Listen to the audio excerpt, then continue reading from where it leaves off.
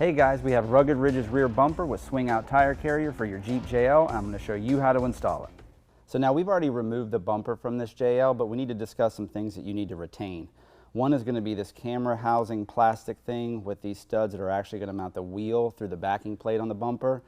You're going to need to retain the camera, of course, if you have it, and then there's 3 really small Torx screws that you don't want to lose because those are going to be hard to find. So keep that set off to the side as you remove your OE bumper. And then we've got this backup sensor harness.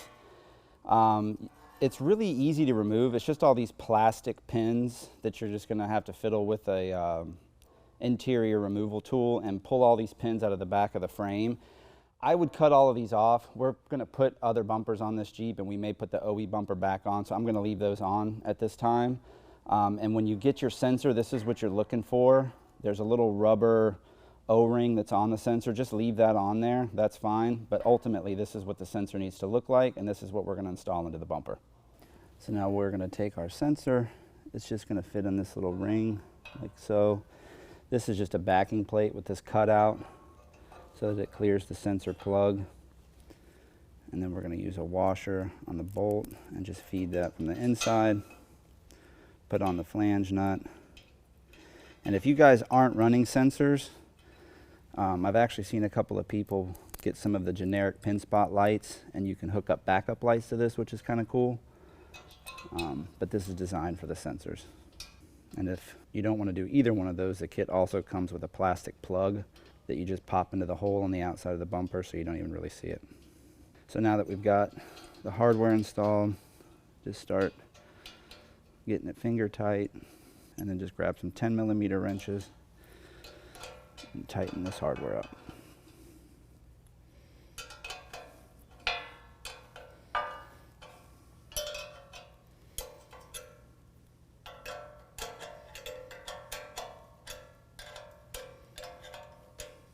And then once everything's tightened up, the sensor should be secure.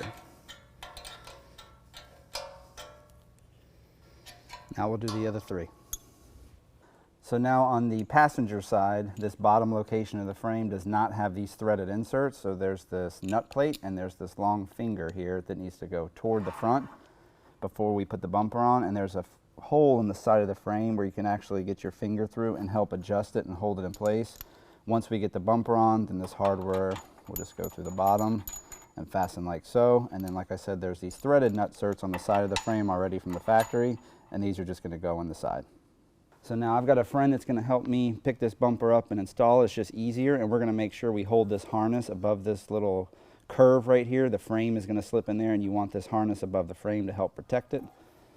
And then I've got a microfiber on the hitch just so that we can sit the bumper on there. And you'll also notice that we have some tape on the body.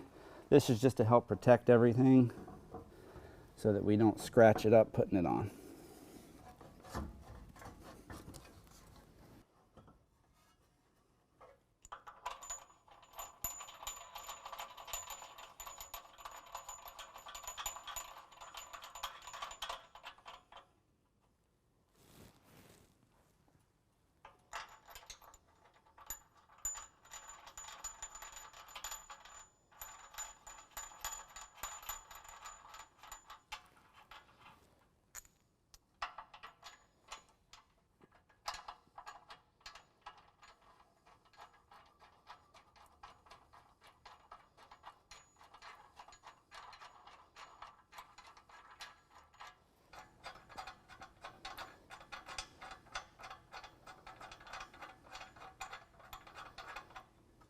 All right, now I can install the hardware in that nut plate we put on the passenger side of the frame and the side.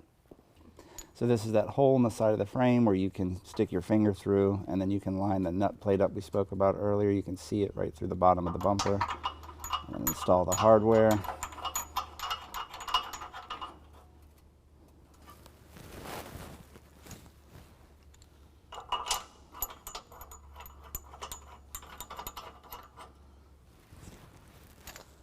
You can see these holes on the side.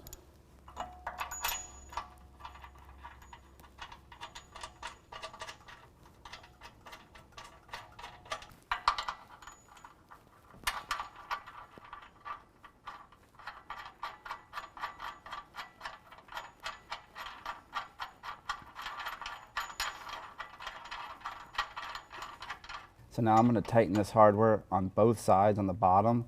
Just snug it so that the bumper sits nice and level to the frame. And that's your adjustment for being level. And then I'm going to push the bumper like you were pulling it from the back of the Jeep, like if you were going to recover from the bumper, so that way it's adjusted all the way out, so that when you go to recover the Jeep, there's no slop in between the bolt and the bracket holding it to the frame. So now we've got everything lined up. Tighten this in the bottom first. Watch out for this exhaust tip because it will cut you.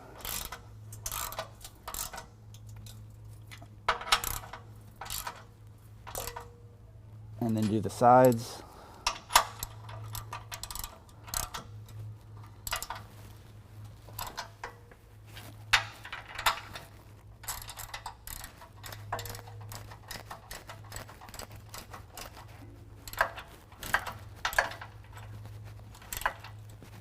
And then now we'll go back over and we'll repeat the same process on the driver's side.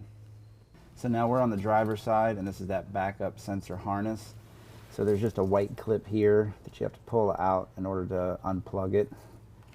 But you'll hear it click back in, make sure that's pushed down. And depending on what you got going on over here, you're just gonna zip tie this up out of the way. So now we're gonna install the tailgate plate. Just gonna slip over the vents. We've got the button head hardware.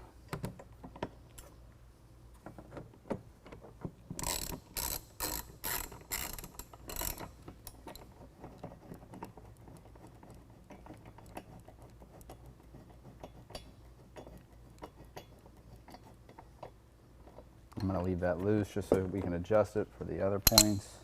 So the kit's also going to come with 2 of these urethane bumpers. You're just going to put the button head through there. There's already a washer down in the bumper. And one is going to go here, and then one is going to go on this bottom right-hand corner. So just thread that through the urethane.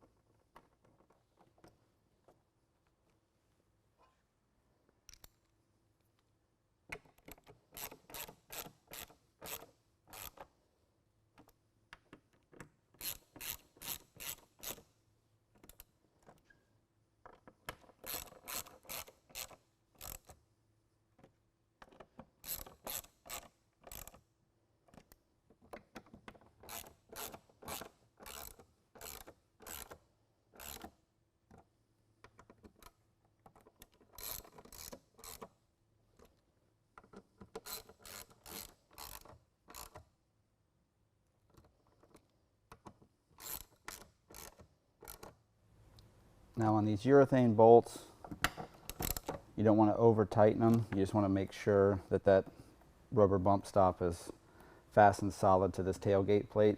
That's what's going to create the preload on the Swingout tire carrier, and we'll adjust that with this rod end, and that's what prevents all the vibration.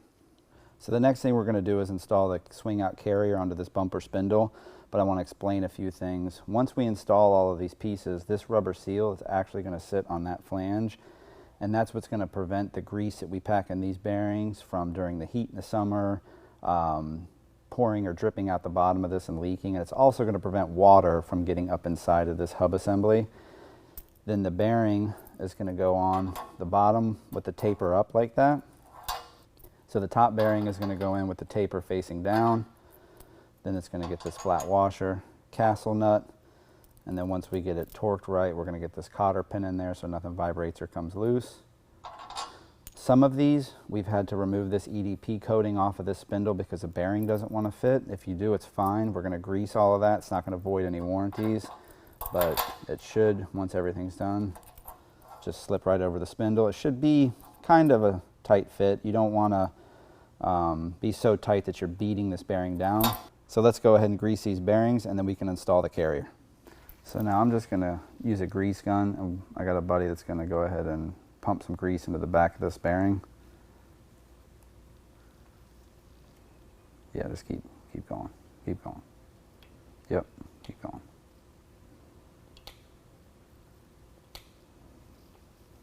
You kind of can't have too much in there. Do a little more, Anthony. All right, that's good. Cool. Now I'm going to pack this in as much as I can and spin the bearing. There's no real clean way to do this. If you put a little bit of grease in your palm here and you go like that, you can take that grease and you're shoving it through that open side. So put some grease in there. A lot of it. That's good. Cool. So like I said, there's not a really clean way to do it. They make a couple of tools that you can use to grease bearings, but you got to keep in mind this is really made for a wheel bearing and the carrier is not going to be spinning at 50 miles an hour. We're just going to put a spare tire carrier on it and a spare tire, maybe some accessories.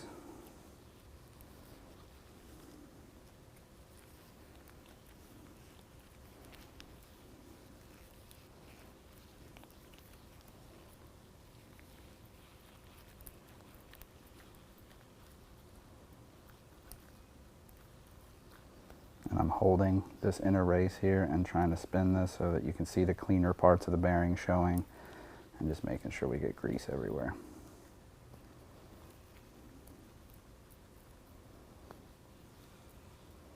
And we'll do this to both bearings and then we'll put the bearings in the carrier and then install the seal in the bottom of the carrier.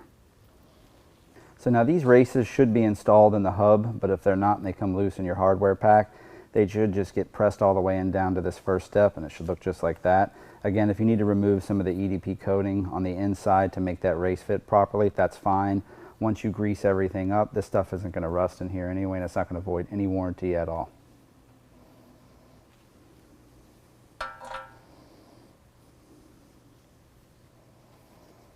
And this seal is going to go in with that flat side facing out.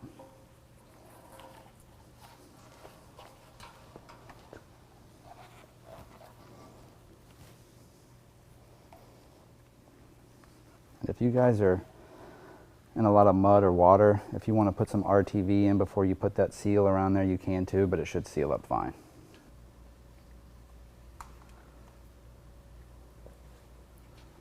So now we need to remove this rear tail light just to put the carrier on. Makes it easier. Just going to pop this plastic cover off right here, and then there's a plastic bolt down in there we're going to remove. So this is just a 10mm bolt. You just need to hold the light because you'll feel the light get loose. And that's it. Now we've got a light coat of grease on the spindle, and once we go to put it on, we're going to make sure we get that bearing. Should just slide over, get the seal down. Then we're going to install the bearing on top. And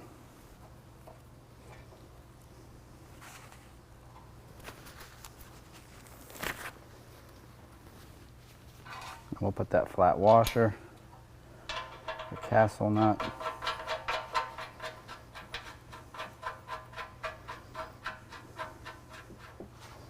So now the goal is just to get this castle nut with enough preload on the bearing so everything's tight and secure, and we're going to get this cotter pin through the hole that's on the spindle so I can see it right there. I'm going to go ahead and go and I keep lifting up on the carrier. I can feel it a little more because you're squeezing that grease in there too.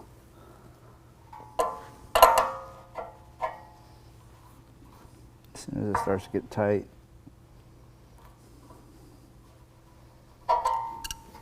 That should be perfect. And we're going to bend that cotter pin back.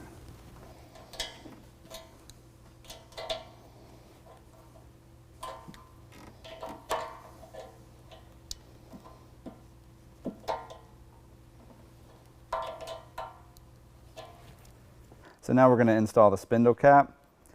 Again, if you guys find yourself in water and mud a lot, you can put a little RTV around there. And it just goes in like so with this Phillips head set screw.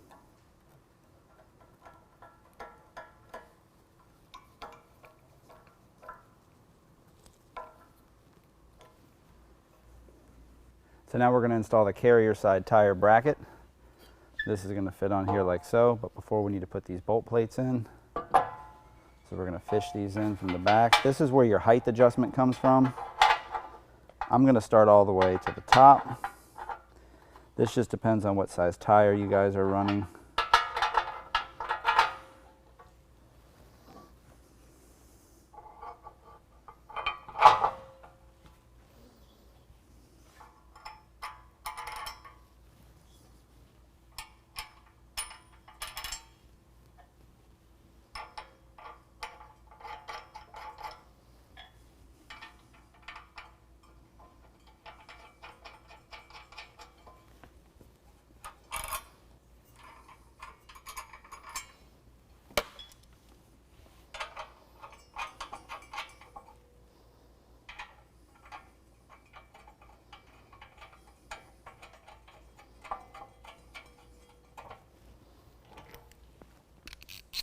Then using a 19mm socket, I'm going to go ahead and tighten this down.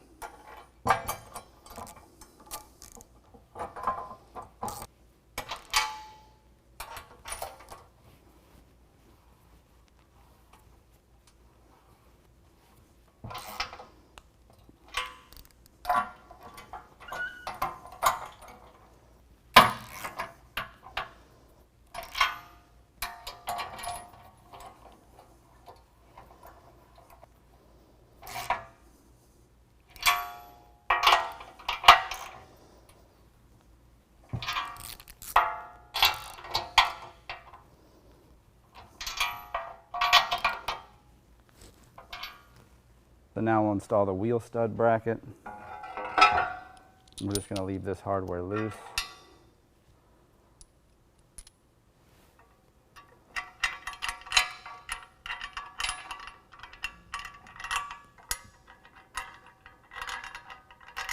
So now with this hardware loose, just adjust this out, pull these bolts out to the side, and this is that OE piece that we retained from the factory carrier. This is going to slip in behind like so, and then this is the hardware that held it to the OE carrier.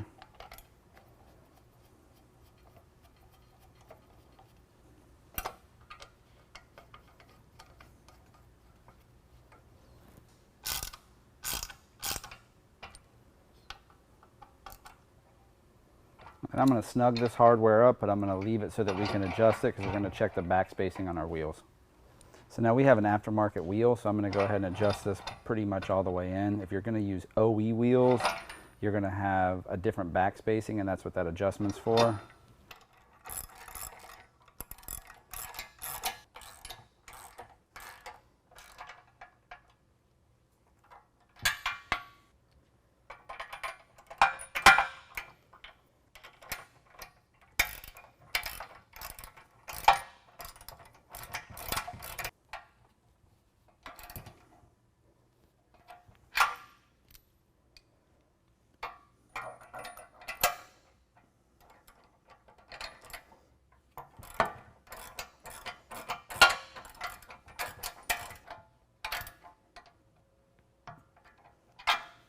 So now we're going to fish the backup camera wire through the back of the carrier.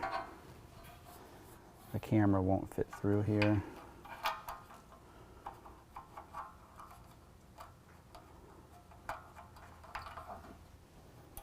And then it just plugs in.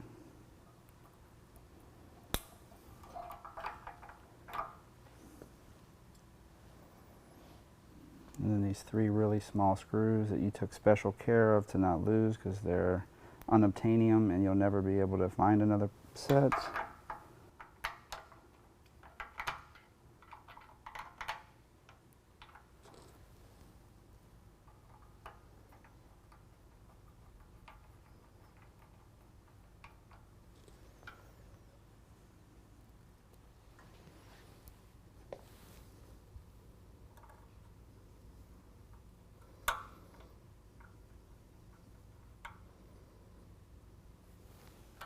Once we go to put our tire on, this is the camera housing. This is just going to slip over these lugs, sit just like that. And then actually having the tire bolted in place is what's going to keep that there. And this is just here to protect the camera. So now this is a stainless rod end, so I put a little anti-seize on there. If you don't put anti-seize when you put this together, if you ever need to remove it and take it apart one day, it's going to pretty much fuse together and you're going to be mad. So use a little bit of anti-seize.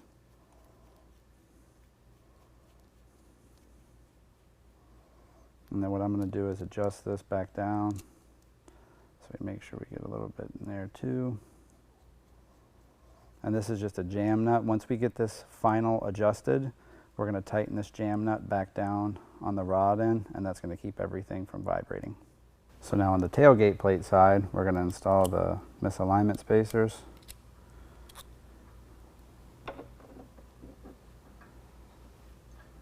We got a bolt with a washer.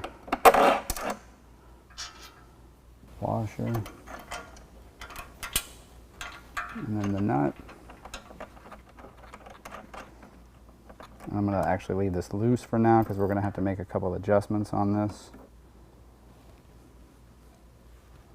Make sure your camera wire is above that rod end, and then it should come through the carrier side.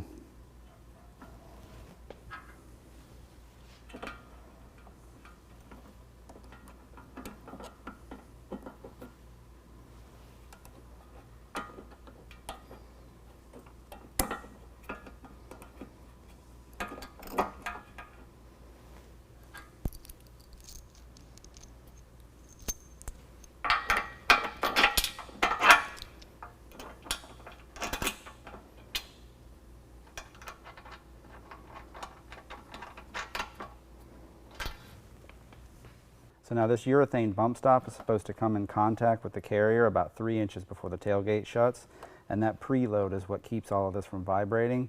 So I need to undo that bolt that I just did on this outer rod end, and we're going to adjust it out a little bit until we get the adjustment right.